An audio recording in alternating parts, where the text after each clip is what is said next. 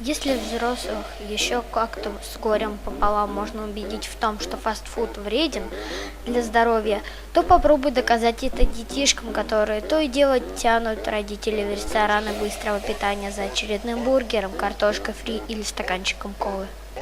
Всем привет! С вами канал «Теперь ты знаешь». И сегодня я вам расскажу, что будет, если часто пить колу. Приятного просмотра! Американец Джордж Приора решил провести забавный эксперимент, который в итоге закончился совсем не весело. Ежедневно он выпивал по 10 жестяных баночек суперпопулярного напитка Кока-Кола. Не многовато ли это 10 баночек сладкой воды в день, спросите вы?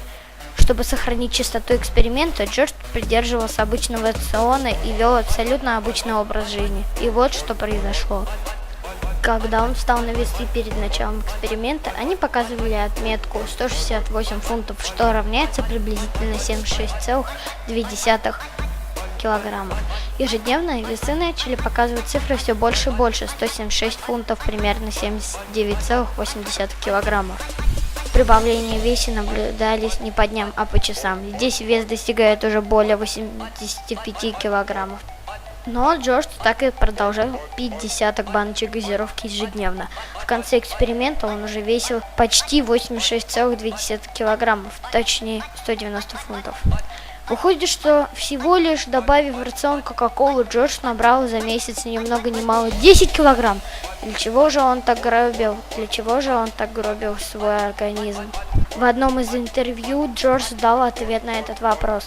Если кратко, то я хотел еще раз осведомить всех, сколько сахара они пьют ежедневно, и напомнить, как это губит здоровье. Для того, чтобы показать, сколько сахара содержится в популярных напитках, мы просто оставим здесь эту картинку. Всем спасибо за просмотр. Подписывайтесь, ставьте лайки, оставляйте приятные комментарии. И еще раз, Кока-Кола вредит вашему организму. Всем пока!